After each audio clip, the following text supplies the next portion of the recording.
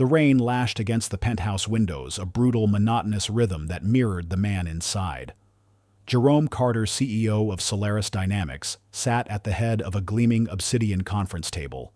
The room was a monument to sterile success, walls of seamless glass furniture carved from single blocks of pale wood, and a view that stretched over a city drowned in a slate-gray storm.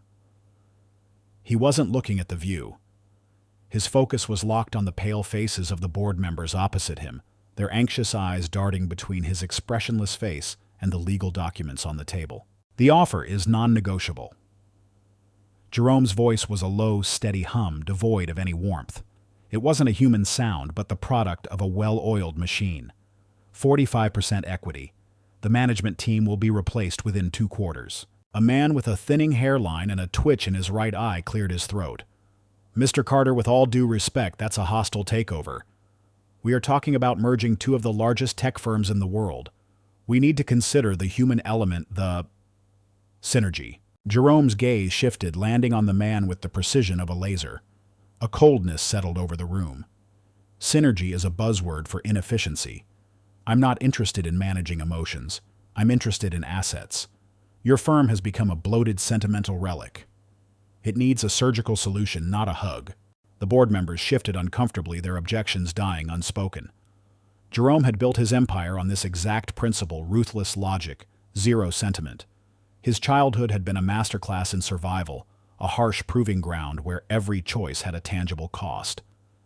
He'd learned early on that feelings were a liability, a weakness exploited by others. His empire was a fortress built on that belief, and he was the stoic guardian, impenetrable and unfeeling. As the meeting dragged on, the details blurring into a tedious drone of numbers and legal jargon, Jerome's mind drifted, not to the acquisition, but to an uninvited, persistent memory. He saw his sister Amelia in his mind's eye.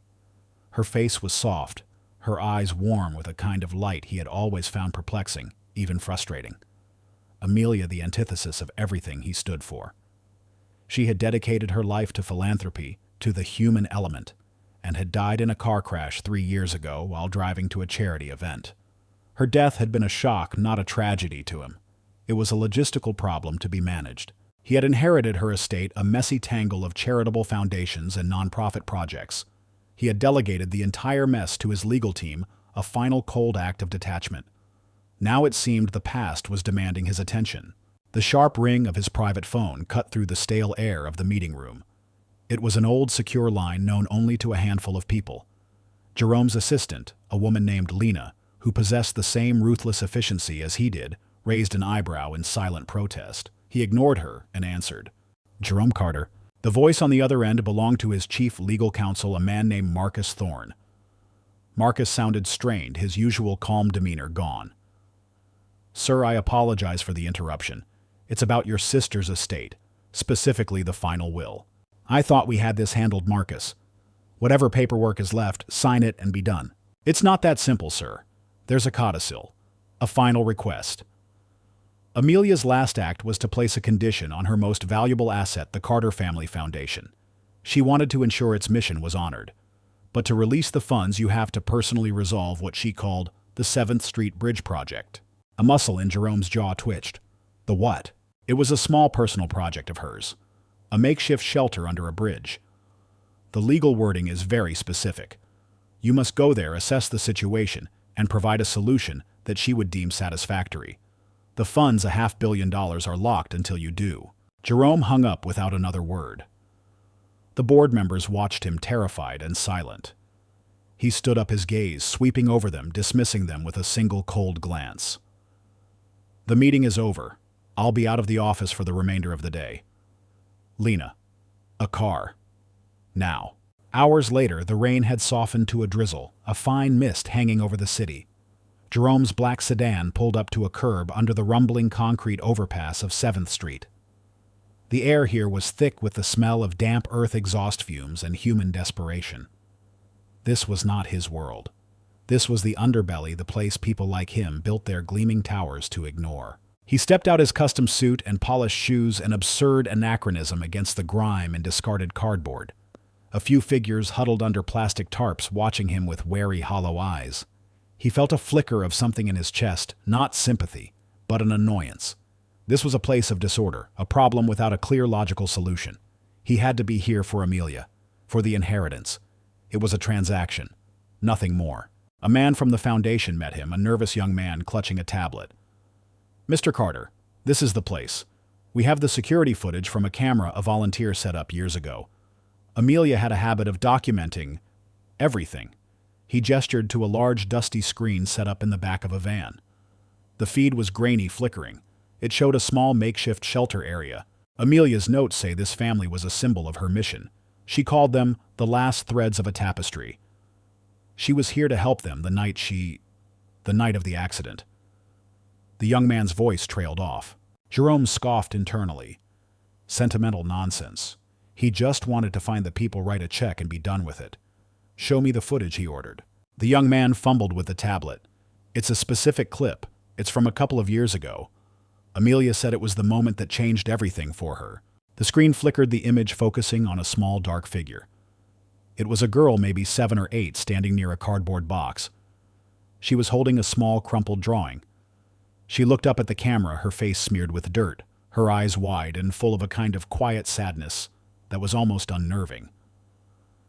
In the corner of the frame, a blurry image of a woman's hand reached out to her, and the girl slowly, timidly took it. This wasn't the story he'd been told. This wasn't a girl in a store. This was a girl in a filthy hovel under a bridge, and she was drawing. He felt a strange pang, a flicker of something he couldn't name. It was the same unsettling feeling he got when he looked at Amelia's photographs, her bright open face always looking for something more in the world. Then the clip changed, a different timestamp. A different child. A little girl, perhaps the same one, was now in a grocery store. She was clutching a gallon of milk, but it wasn't her who was asking for help. The girl simply placed the milk on the counter. The camera panned slightly and a woman appeared. Her face weary, her shoulders hunched. A cashier snapped at them. The girl flinched. The woman pulled her away. They left without the milk. A man in a suit, tall and graying, stepped forward. But it wasn't Jerome. It was a man he knew, Walter Harrington, a rival CEO. A man he had once crushed in a market battle. Walter bought the milk and gave it to the girl. Jerome's jaw tightened. He had been told a different version of the story. The one about the promise to pay. The one about the invisible billionaire. He realized with a jolt that he had been told a fairy tale, a narrative spun by his legal team to make a simple demand palatable. The truth was far more complex and far more personal to Amelia. This wasn't a business transaction to her. It was a life. And she had died trying to protect it. A cold rage, sharp and unfamiliar, twisted in his gut. Not at Amelia, but at the world. The world that manufactured stories to gloss over ugly truths. The world that left children to sleep under bridges, while men like him sat in glass towers and debated percentages. He turned from the screen and looked at the underpass, his eyes no longer seeing a problem but a question. Where was she now? The girl from the footage, the one with the sad eyes and the drawing. What happened to her after Walter Harrington bought her that gallon of milk? The promise to pay was a fable, but the quiet desperation in that girl's eyes was real. He had to find her. Not for the money, not for his sister's will. He had to find her, because the truth was a debt that had to be paid. The underpass was a world in itself, a kingdom of shadows and damp concrete. Jerome stepped back into his sedan, the scent of his expensive suit feeling alien in the car's interior. His mind, a fortress of logic and data, was under siege by a single uninvited query: who was that girl? He had spent his life analyzing companies, markets, and human motivations based on profit. But what was the motive of a child who drew on a crumpled napkin and offered nothing but her presence in return for help? He ordered Marcus, his legal counsel, to halt all other business and focus solely on locating the family. "I want a full file. Names, history, social connections. Everything." "Sir, this is an unprecedented use of corporate resources." Marcus's voice crackled through the phone. "We have an acquisition to finalize, shareholders to consider. The 7th Street Bridge project is now our most pressing acquisition. The value is not in the asset, but in the leverage it provides me. I need to understand this emotional transaction. It's an anomaly. Find me the anomaly." Jerome's command was a chilling dismissal of all corporate norms. He was treating a human story like a complex algorithm to be solved. He knew he wasn't doing it for his sister's $500 million trust fund. The money was meaningless to him. He was doing it because the raw, unfiltered truth of that little girl's face had cracked the polished veneer of his existence. He needed to understand it. He needed to control it. Marcus, despite his misgivings, was the best in the business. Within 24 hours, a dossier landed on Jerome's desk. The file contained an astonishingly detailed history. Sarah Thompson, a talented but troubled artist, her son Elijah, a toddler with a fragile health condition, and Anna, the girl from the video, a child of a different father. The dossier revealed a history of domestic abuse, poverty, and a relentless cycle of running from a man named Darnell. Darnell wasn't just Sarah's ex. He was a figure of violence and deep-seated criminal connections, a shadow that had hunted them for years. Jerome read every word, his face a mask of cold concentration. He saw it all laid out like a case file, the motives, the threats, the vulnerabilities. This was not a problem to be solved with charity, but with strategy. He located them at an old abandoned warehouse district on the city's industrial fringe. The setting was bleaker than the underpass. It was a landscape of broken windows and rusted metal, the air heavy with the metallic tang of decay. Sarah had managed to create a small makeshift shelter in a forgotten corner using old pallets and discarded tarps. Jerome found them huddled together around a small contained fire. Anna was sketching with a stubby pencil on a piece of cardboard, her face lit by the flickering flames. Elijah, wrapped in a threadbare blanket, whimpered in his mother's arms.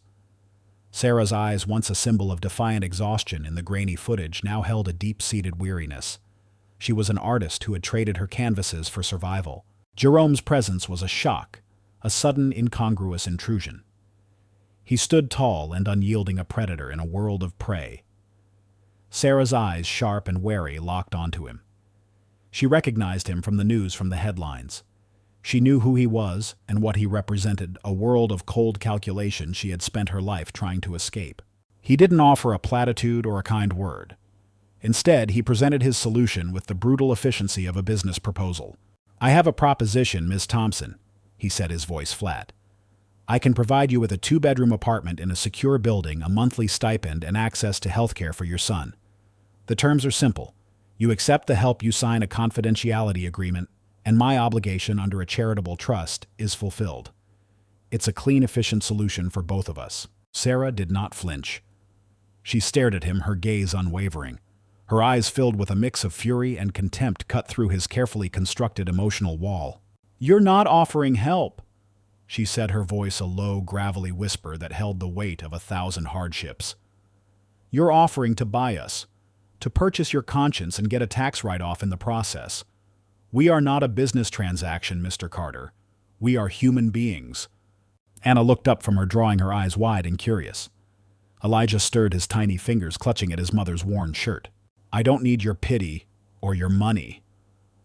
Sarah continued, her voice rising with a quiet, burning intensity. "I need my freedom. Your help would be another cage, another set of rules I'd have to live by. We've survived this long on our own terms. Your money will only make us soft. It will make us dependent, and when you get bored and leave, we'll be even worse off than we were before. We're a family, not a foundation to be managed." Jerome was stunned. His mind, the most sophisticated instrument he possessed, had no data to process this response. He was accustomed to people begging for his attention, for his wealth. He expected gratitude, or at the very least a reluctant acceptance. He had never been met with such a fierce, unyielding rejection of a solution he deemed perfect. This was no sentimental transaction. This was an act of war. Sarah was fighting him with the one weapon his money couldn't buy, her pride. She had seen through his meticulously planned facade and exposed the emptiness beneath. The $500 million suddenly felt like a meaningless number. He wasn't here for the money anymore. He was here because he had been challenged in a way he had never been before. He had come to fix a problem, but instead the problem was looking back at him, accusing him of his own deep-seated flaws. As he turned to leave, his shoes crunching on broken glass, he felt a strange sense of exhilaration. This was not a passive game. This was a battle of wills. And he, Jerome Carter, had just been defeated in the first round. Jerome returned to his penthouse, the hum of the city's traffic a dull roar beneath him. The sterile calm he had cultivated for years now felt like a fragile shell. He had been defeated. Not by a market downturn or a ruthless competitor, but by a woman who had nothing yet possessed a wealth of a different kind, an unshakable pride. Her rejection was not just a refusal of his money, it was a rejection of his entire worldview. For the first time in a long time, Jerome was not in control. He felt a gnawing curiosity, a need to understand the source of her defiance. He had the file on Sarah, and it was comprehensive, a cold ledger of her suffering. But the file didn't explain the fire in her eyes, the steel in her voice. He needed to find the source of the shadow she was running from. He needed to understand the monster that made his offer of a warm bed and hot food feel like a gilded cage. His private security team, a collection of ex-Special Forces operatives, was the best in the world. He tasked them with a new mission, one far more complex than corporate espionage. "I want to know everything about Darnell." He instructed the team leader, a grim-faced man named Silas, his movements, his associates, his vulnerabilities. "Treat him as if he were a hostile foreign entity attempting to breach our network." Jerome's team was a well-oiled machine, and within days the reports began to pour in. Darnell was not a simple thug. The dossier revealed a history of violence and a deep-seated addiction to gambling and drugs, but it also painted a picture of a man trapped. He was a product of the streets, raised in a world where strength was measured by how much you could take and how much you could inflict. He was also a pawn in a larger game. He owed a significant debt to a ruthless crime syndicate that operated in the city's shadows. This debt was the engine of his desperation. Jerome's analysts, more accustomed to tracking stock prices and market trends, were now creating complex behavioral profiles of a man driven by a desperate animalistic need. Darnell was not a calculated villain in the corporate sense. He was chaos personified. His actions were unpredictable, his motives shifting with the wind of his desperation. He had come to see Sarah not as a person to love, but as an asset. Anna and Elijah were a means to an end, leverage to be exploited to pay off his debts and escape his own demons. The threats he made were not just idle words. They were the cold logic of a predator. Jerome found himself in the strange position of empathizing with Sarah's choices. She wasn't running from him. She was running from the shadow of a man like Darnell, a man who saw no difference between a human being and a commodity. Her rejection of his help, her refusal to be bought, was not an act of pride, but an act of self-preservation. She knew intuitively that the moment she accepted his help, she would be trading one form of ownership for another. He knew he couldn't fight this battle with money alone. Darnell was a symptom of a deeper problem, a systemic failure that Jerome's world of clean lines and sterile success had failed to acknowledge. He realized that this wasn't a problem to be solved with an algorithm, but with a new kind of strategy. He needed to understand the rules of the world. Darnell inhabited a world where the currency was fear, and survival was a daily negotiation. He made a decision that went against every one of his corporate instincts. He would not confront Darnell directly. Instead, he would become a ghost in the system, a shadow that would move silently around Darnell's world, undermining him at every turn. He would use his network not to attack, but to protect. He would turn his technological prowess from a weapon of acquisition into a shield of defense. Jerome began to learn the city from a different perspective. His analysts tracked Darnell's movements through surveillance cameras, public transport records, and cell tower triangulation. They mapped out his connections, his hangouts, his vulnerabilities. Jerome began to see the city not as a series of market segments, but as a complex organism of interconnected lives, many of them operating in the shadows. He saw the network of people Darnell exploited, the loan sharks he was indebted to, and the safe houses he frequented. One evening, a report landed on his desk that made his blood run cold. Darnell had located Anna and her family. His analysts had intercepted a coded message, a series of seemingly random numbers and addresses that pointed to the abandoned warehouse district. The message contained a chilling postscript, a threat to take the children, if Sarah didn't hand over a substantial amount of money. The threat was a lie, a fabricated demand to justify the abduction. Darnell didn't want money from Sarah. He wanted her children as leverage against his own debtors. Jerome felt a surge of adrenaline, a rush he hadn't felt since his early days of building his empire. It wasn't the thrill of the hunt, but the primal fear of a protector. He realized he was no longer a detached observer. He was invested. He wasn't doing this for a trust fund or a sister's legacy.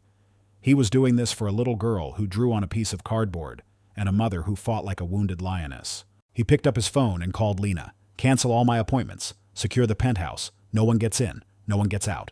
"Mr. Carter, are you planning a trip?" Lena's voice was full of alarm. "Something like that," Jerome said, his voice hard. "I'm going to war." Jerome's war began not with a bang, but with a whisper. He knew he couldn't fight Darnell on Darnell's terms. Violence and raw aggression were his enemy's domain, a language Jerome did not speak. His battlefield was a digital one, a complex web of code and data, a world where he was a god. He retreated to his secure server room, a place of hushed servers and glowing screens, and began to execute a new kind of strategy. He tasked his best analysts with a mission far more intricate than any corporate acquisition. They were to become ghost engineers weaving a protective net around Sarah and her children. The first step was to sever Darnell's lines of communication. Darnell relied on burner phones, stolen Wi-Fi signals, and a network of desperate acquaintances. Jerome's team used a sophisticated algorithm to identify and neutralize these communication channels. They didn't just block the signals. They created a false data trail, a digital mirage designed to lead Darnell down a series of dead ends. Every time he tried to reach out to his associates, his message would be rerouted. His location scrambled, his presence in the digital world erased. It was a game of cat and mouse, but the cat was armed with a supercomputer. Meanwhile, Jerome began to build his own counter-network. He dispatched his private security team, a group of ex-military specialists, to establish a silent perimeter around the warehouse district. They were not to engage Darnell directly. Their mission was purely defensive, to observe, to report, and to be a silent guardian angel for a family that didn't know they were being watched. They installed high-tech, low-visibility cameras, micro-drones for aerial surveillance, and motion sensors that would alert them to any unauthorized approach. The warehouse district, once a no-man's land, was now a fortress of his own making. Jerome, however, was not content to merely observe. He found himself driven by a need to understand the human element he had so long dismissed. He watched the live feed from the cameras, not with a detached, analytical eye, but with a strange, growing fascination. He saw Sarah, her back straight, with a quiet dignity, as she coaxed a small fire to life. He saw Anna with her earnest, artistic spirit, meticulously drawing on her cardboard canvas. He saw Elijah, a small, fragile life, clutching his mother's hand, as if it were the only anchor in a storm. He began to learn their rhythm, their routine, the unspoken language of their survival. One evening he watched as a brutal storm swept through the city. The rain was a deafening roar on the corrugated metal roof of the warehouse. He saw Sarah pull a small blanket over her children, her own body exposed to the cold, her teeth chattering. He saw Anna shiver, but instead of complaining, she simply moved closer to her mother, her small hand reaching out to squeeze her mother's. It was a simple gesture, but it held a power Jerome had never witnessed. It was a pure, unconditional love that transcended the harsh reality of their existence. It was the human element his sister had always talked about, and it was a force more powerful than any technology he could invent. The sight broke through his cold, detached exterior. He realized he was no longer fighting for a trust fund. He was no longer fighting for his sister's legacy. He was fighting for the warmth of a mother's embrace, for a little girl's art, for a child's right to a warm blanket on a cold night. He was fighting because for the first time in his life he was a witness to something real, something that his money and power could never buy. He picked up his secure satellite phone and made a call not to his security team, but to a personal contractor he had worked with for years, a woman who specialized in logistics and emergency supply drops. "I need a package delivered," he said, his voice low and urgent. "Warm blankets, non-perishable food, water, high quality. I want it on site within the hour. No names, no contact. Just leave it near the entrance and vanish." "Jerome, this is a dangerous area," the contractor said, her voice filled with alarm. "What is going on?" "This is not an acquisition," he said, the words feeling strange on his tongue. "This is a rescue. I am not a business anymore. I am a ghost in their system." The contractor, a woman who knew him better than most, understood the gravity in his voice. She agreed without another word. An hour later, as the storm raged outside, a black van, unmarked and silent, pulled up to the warehouse. A small box was placed near the entrance, a beacon of hope in a world of darkness. Jerome watched from his penthouse, his heart pounding in his chest. He saw Sarah find the box, her eyes wide with disbelief. She didn't thank him, and he didn't expect her to. He just watched as she wrapped a warm blanket around her children, her shoulders finally sagging with a relief he could feel from miles away. He had won a small victory. He had managed to give them a moment of warmth, a moment of safety. But he knew the war was far from over. Darnell was still out there, a ghost of his own making, and the real battle was yet to come. The fragile peace that Jerome had so painstakingly created shattered with the sharp ring of his secure phone. The caller ID read, Silas, the grim-faced head of his private security detail. The moment Jerome answered, he knew something had gone terribly wrong. Silas's voice was tight, urgent, and laced with a fear Jerome had never heard from him before. Sir, he's here. Darnell, we lost him. He slipped past the perimeter. He didn't go for the warehouse. A cold, heavy dread settled in the pit of Jerome's stomach. Darnell wasn't a fool. He knew he couldn't beat Jerome's technology head-on. He was a creature of cunning and desperation, and he would strike where it hurt the most. Where is he? Jerome's voice was a low growl. We believe he's at the Foundation's charity gala. Silas reported, his voice a strained whisper. He knew about the event. He used a stolen invitation to get in. We've got eyes on him now, but he's with Anna. Jerome's heart seized. The gala. An event filled with the city's elite, a fortress of opulence and security, yet a vulnerability he had never foreseen. It was the perfect stage for Darnell's revenge. He had found a way to hit Jerome where he was most exposed by using the symbol of his sister's legacy as a weapon. Jerome's sister had organized the gala for years, and this year, to honor her memory, he had decided to keep the tradition. He had given Anna a small private tour of the event space earlier that day, a brief impersonal gesture to fulfill his newfound role as a benefactor. He hadn't realized he was unknowingly giving Darnell a blueprint to her location. I'm on my way, Jerome said, grabbing his car keys. Don't engage, just keep eyes on him. Do not make a move until I'm there. The drive to the event hall was a blur of panicked thoughts and flashing lights. Jerome's mind, a master of strategy, was now consumed by a single primal fear. This wasn't a game of numbers and logistics anymore.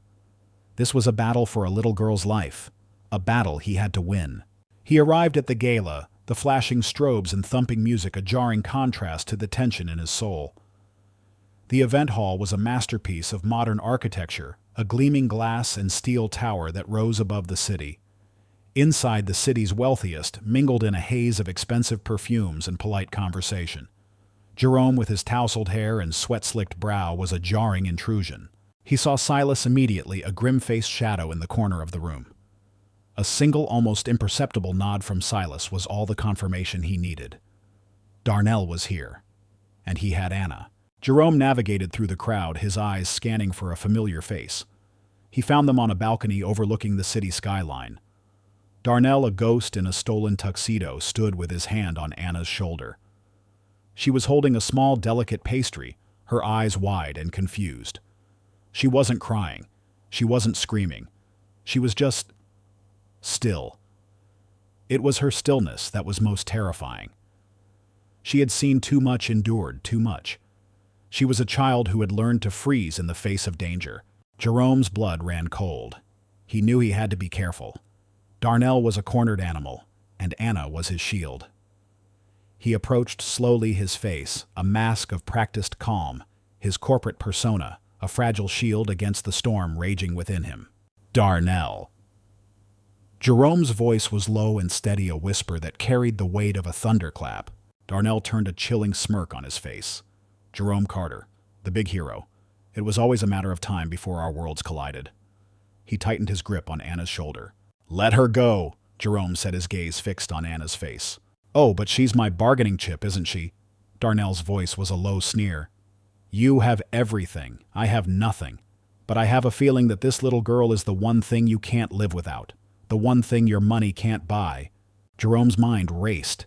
He knew he couldn't fight Darnell here, not with Anna so close. He had to lead him away from the crowd. He had to create a distraction. He scanned the room, his eyes darting to the emergency exits. He needed an escape route, a place where he could confront Darnell without risking Anna's life. He saw his opening, the service elevator. a discreet out-of-the-way door that led to a forgotten corner of the building. "What do you want, Darnell?"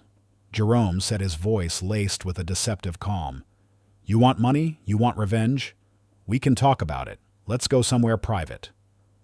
Darnell's eyes, filled with a mixture of suspicion and greed, darted to the service elevator.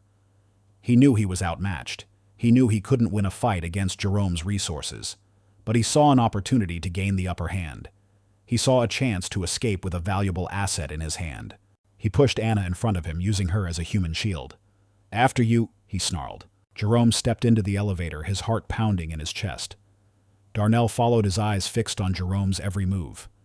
The elevator doors closed, cutting them off from the opulence and the noise of the gala.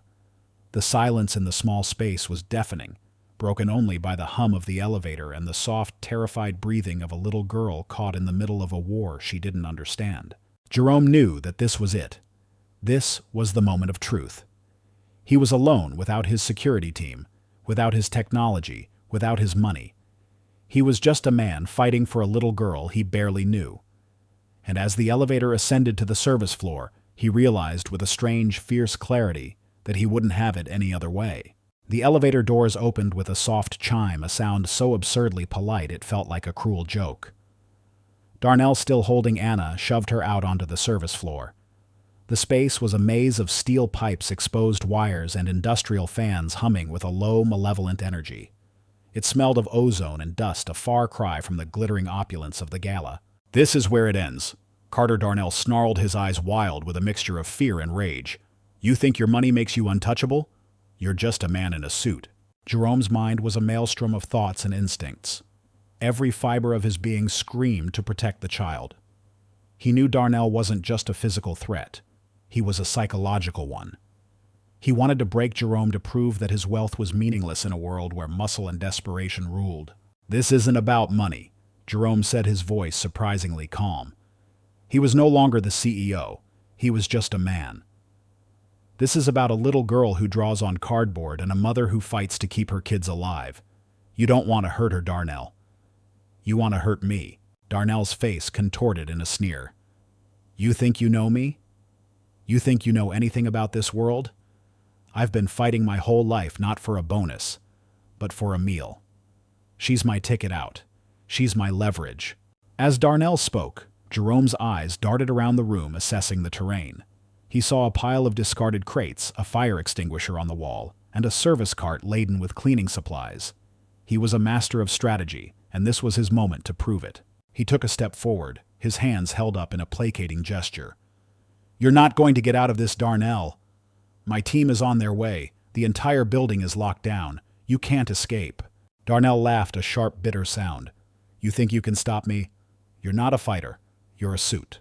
Maybe not, Jerome conceded, a flicker of a smile on his face. "But I'm an analyst, and I know your history. You're not a monster, Darnell. You're a victim of a system that broke you. You're a man who wants to escape his demons, but you can't because you don't know how. You want a way out, and you think this little girl is it. But she's not. She's your dead end. She's your prison." The words struck a nerve. Darnell's face, a mask of rage a moment ago, now crumpled into a twisted expression of pain. For a moment, the animalistic rage in his eyes was replaced by a flicker of a deep human hurt. It was the crack Jerome had been looking for. He moved, not with brute force, but with the swift, calculated motion of a man who knows his enemy's weakness. He kicked a stray crate, sending it crashing into Darnell's legs. Darnell stumbled back, his grip on Anna loosening for a split second.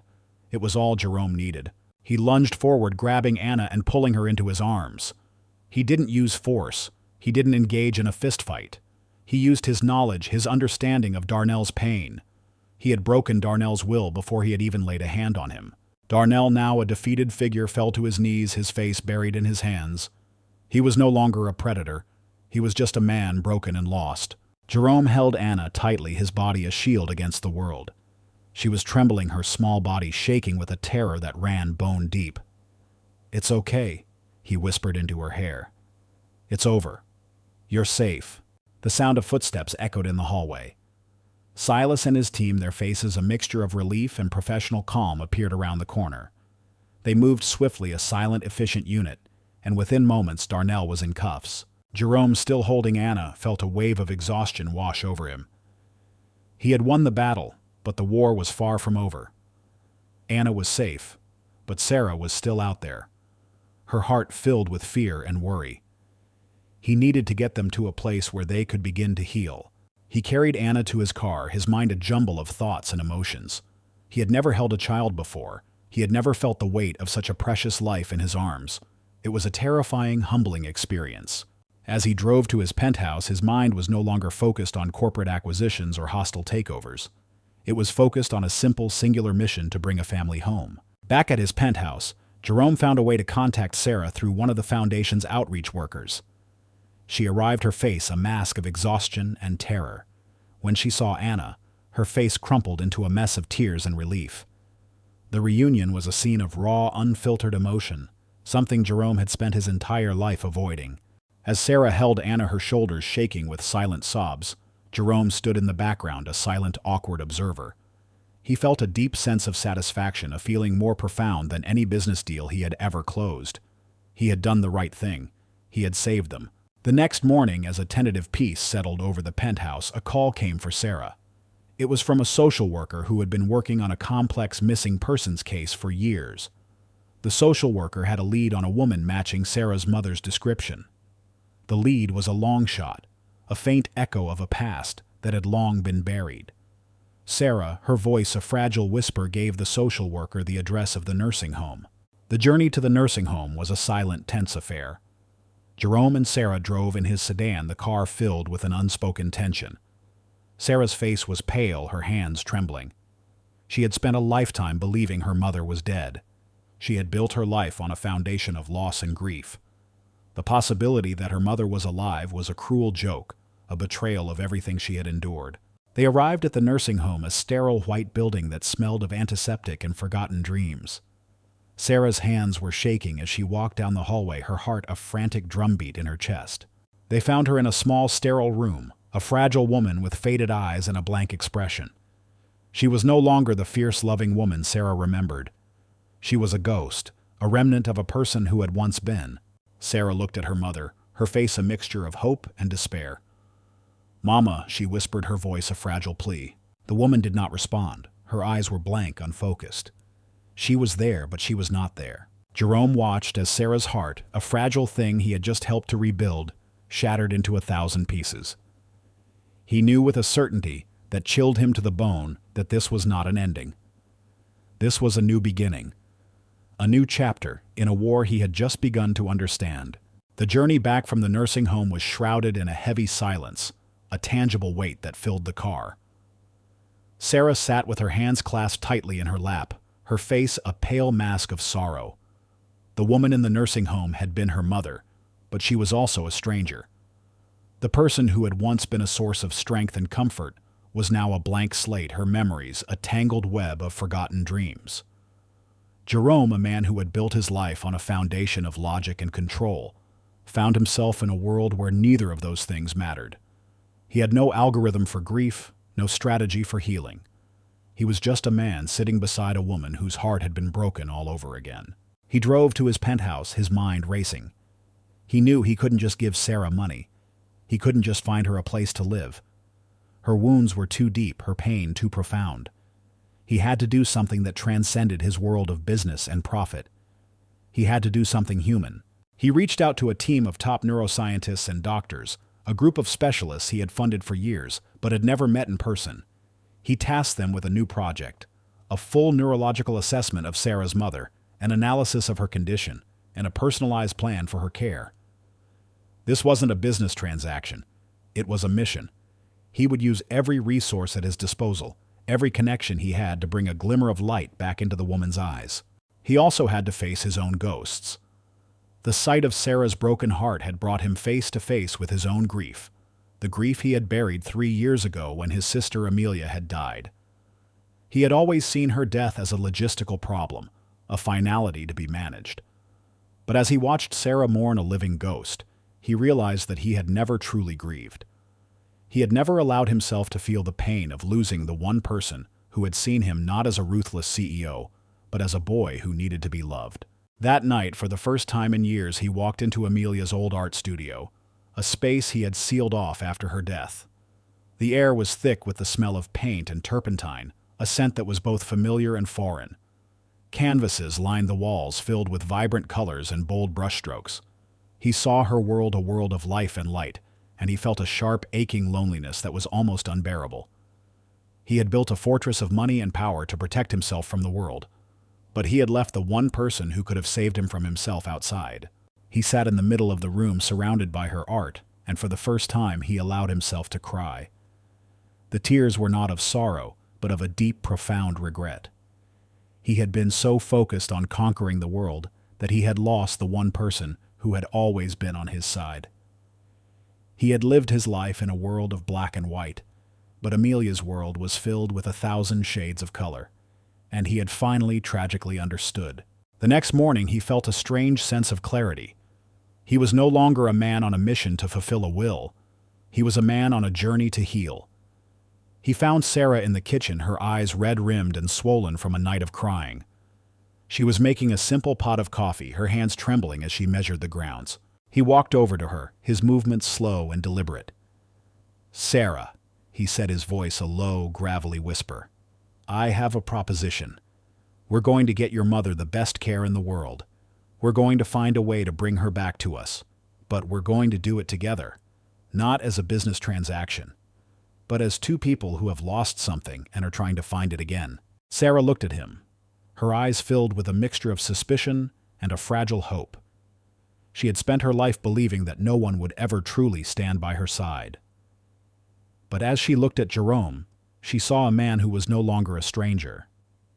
She saw a man who had just revealed his own wound, a man who was willing to fight not just for her but for himself. "Why?" she asked, her voice a fragile whisper. "Why are you doing this?" Because he said the word, hanging in the air with the weight of 1,000 unspoken truths. Because I know what it feels like to live in a world of ghosts. I know what it feels like to lose someone and to believe that you'll never see them again. And I know that sometimes the only way to heal is to fight for the people you love. The people you don't even know you love yet. Sarah's eyes filled with tears, a silent, fragile expression of a deep human pain. She had spent her life running from the ghosts of her past, from the pain of loss and betrayal. But in Jerome's words, she heard a promise. A promise that she was not alone. A promise that she could stop running. She reached out and took his hand, her touch a silent acknowledgement of a shared journey. For the first time, their relationship was not a transaction. It was a connection. It was a bridge between two broken souls, a bridge built not on money or power, but on the fragile foundation of a shared vulnerability.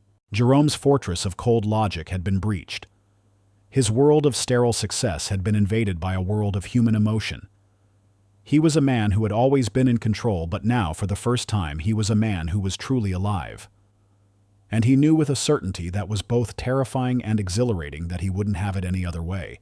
The old yellowed envelope arrived without fanfare, a simple piece of paper that held the weight of a lifetime of pain. Sarah found it tucked between bills and junk mail, its handwriting a harsh slanted scrawl she hadn't seen in years. It was from Darnell.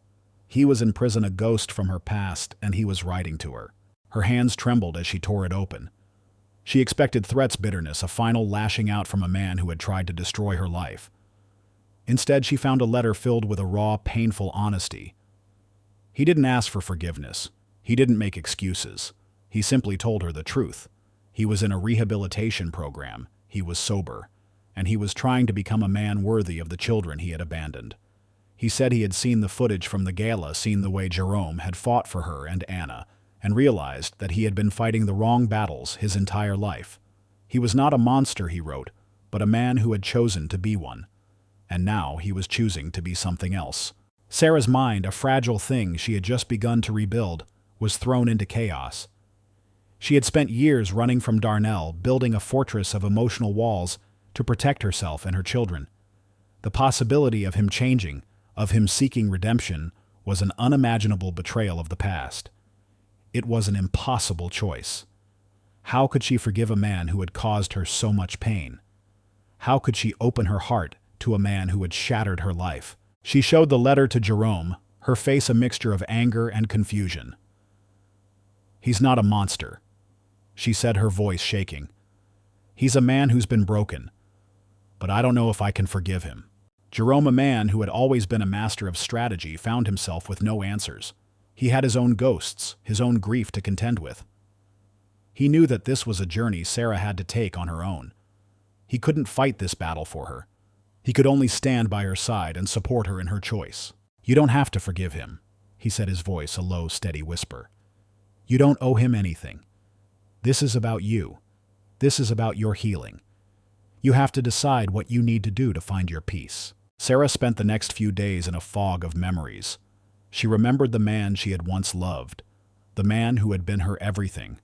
She remembered the way he had once held her, the way he had once made her laugh. And she remembered the darkness, the violence, the way he had shattered her heart and her soul. She was a woman torn between two truths, the man she had loved and the monster he had become. She made a decision. She would meet him, not because she had forgiven him, but because she needed to look him in the eye and tell him the truth. She needed to tell him that he had broken her, but that she had rebuilt herself. She needed to tell him that she was no longer a victim, but a survivor. She needed to tell him that he no longer had any power over her.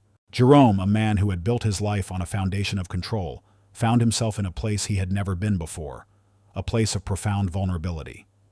He trusted Sarah. He trusted her judgment. But he was terrified. He was terrified that Darnell would hurt her. He was terrified that she would make a choice that would destroy her life. But he knew he couldn't stop her. He could only stand by her side and support her in her choice. The meeting was arranged in a sterile white room in the prison. Sarah walked in alone, her face a mask of practiced calm. Darnell was sitting at a table, his hands cuffed his face, a grim expression of sorrow and regret. He was no longer the monster she remembered. He was just a man who had been broken. Sarah, he said, his voice a low, gravelly whisper, I know what I did. I know there's no apology strong enough to fix it. You're right, she said, her voice a steady, unwavering light. There isn't. You broke me, Darnell. You broke me into a million pieces, but I found all of it again. Without you. Because of you, maybe, but never with you. I came here to tell you that you don't have any power over me anymore. You lost that right when you raised your fist instead of your heart. Darnell's face crumpled into a mask of pain. He had expected anger. He had expected hatred. He had not expected this. He had not expected to be faced with a woman who had found her strength, a woman who was no longer a victim, but a survivor. I forgive you. She said the words, a gentle caress on the raw, open wound of his soul. Not because you deserve it, but because I want peace. Darnell began to cry, the tears streaming down his face, a silent, profound expression of a deep human regret. He had spent his life in a world of violence and rage. He had never been shown such a profound act of grace. Sarah stood up, her heart a fragile thing that was finally beginning to heal. She had faced her demons. She had confronted her past. And she had won. She had won not by fighting, but by a simple act of forgiveness. She walked out of the prison, her head held high, a woman who had finally found her peace. The act of forgiveness had not been a magical solution, a final act that washed away all the pain. Instead, it was a beginning. A fragile, tentative first step on a long and winding road to healing. Sarah was no longer running, but she was still learning to stand still. And Jerome, a man who had always sought to conquer, was learning the profound art of building. Their journey together began not with a grand gesture, but with a quiet, shared understanding. Jerome had offered to buy Sarah a new home, a clean, safe space where she could begin again. But Sarah, with a newfound strength, had a different idea. She didn't want a handout. She wanted a partnership. I don't want a house, she said, her voice filled with a quiet determination. I want to build a home. For us. For people who have nowhere else to go. Jerome, for the first time in his life, felt a thrill that transcended the world of finance. This was a project of a different kind, a hostile takeover of a different sort, a takeover of broken lives, of shattered dreams, of a system that had failed. He poured his resources not into a company, but into a community. He acquired a sprawling, abandoned factory complex on the city's industrial fringe, a place of crumbling brick and shattered windows. It was a ruin, a monument to a forgotten age of industry. But Sarah saw something else. She saw a canvas, a place where she could create a new kind of masterpiece. Jerome's team of architects and engineers, more accustomed to building gleaming towers of glass and steel, were now tasked with building a complex of affordable housing, a medical clinic, a community kitchen, and a small, vibrant art studio. The project was a logistical nightmare, a challenge that went against every rule of corporate efficiency. But Jerome embraced it with a passion he had never felt before. He was not building for profit. He was building for people. Sarah, with her natural artistic flair and her deep understanding of human suffering, became the project's heart. She spent her days working with the architects, her nights working with the community members who would one day live there. She was no longer a victim. She was a leader, a visionary, a woman who was not just rebuilding her own life, but was rebuilding the lives of others. The project became a public sensation. The media, which had once portrayed Jerome as a ruthless, soulless mogul, now wrote glowing articles about his transformation. But Jerome didn't care about the publicity. He was too busy. He was too busy learning to build with his hands. He was too busy listening to Sarah, to her ideas, to her passion.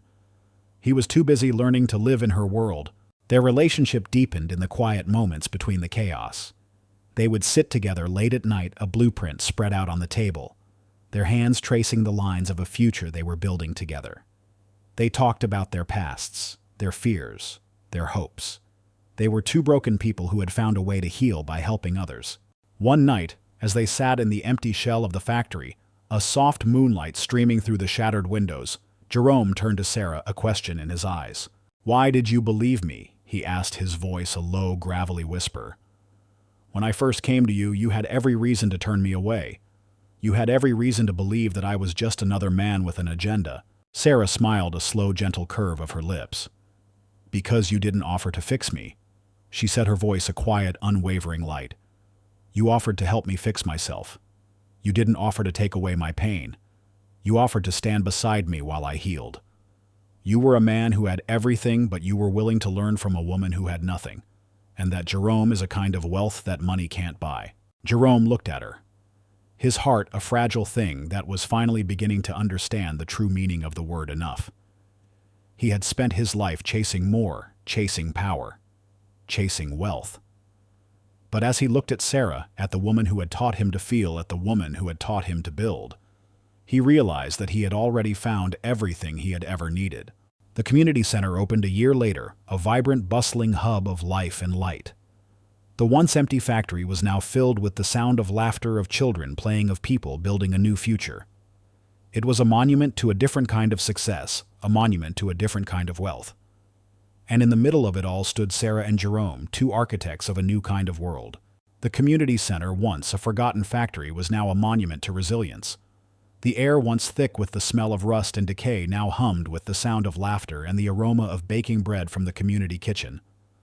It was a place where stories were not just told, but rewritten. And in the heart of it all stood Sarah Thompson, not as a survivor, but as a leader. Her memoir, titled The 7th Street Promise, was nearly complete.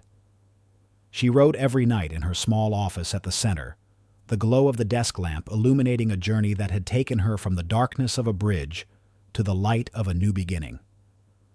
She wrote about her pain, her fears, her triumphs, but most of all she wrote about the quiet acts of kindness that had changed her life. She wrote about Jerome, the man who had seen her not as a problem to be solved, but as a person to be respected. Jerome, in turn, had found a new purpose. He had sold off a majority of his corporate holdings, a decision that had sent shockwaves through the financial world. He had left the world of sterile success and embraced the world of human connection. He was no longer the ruthless CEO, but a man who had found his calling in building not just buildings, but lives.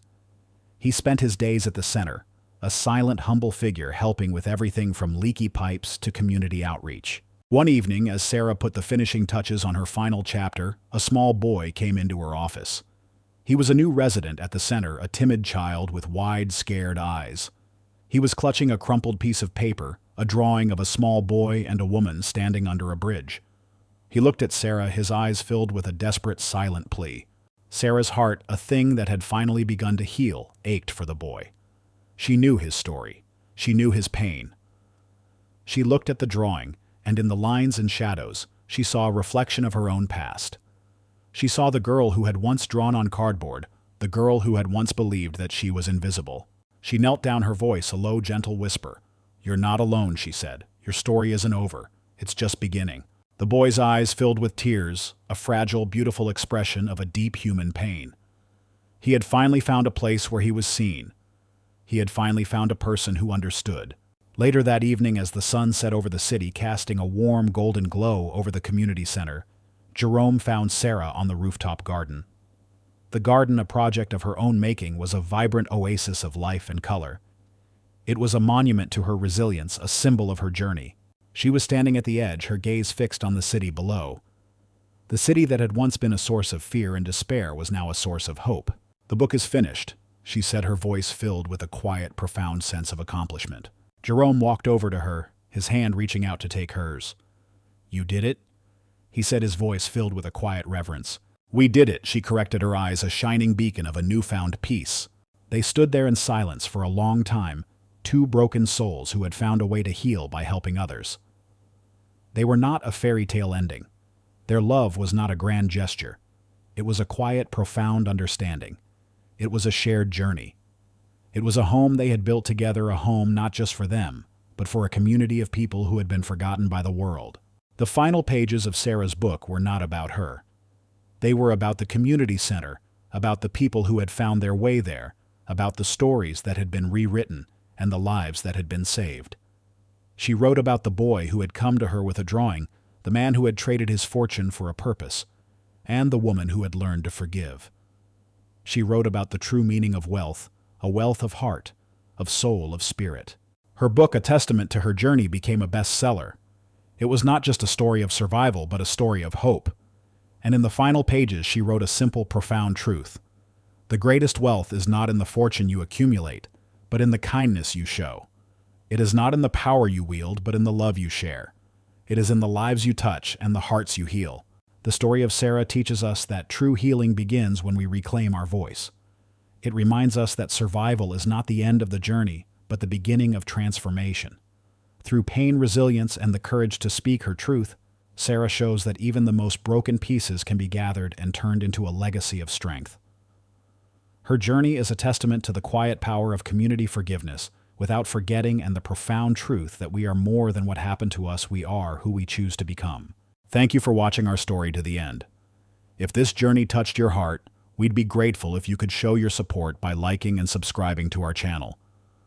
Your support helps us share more powerful stories of hope and human connection.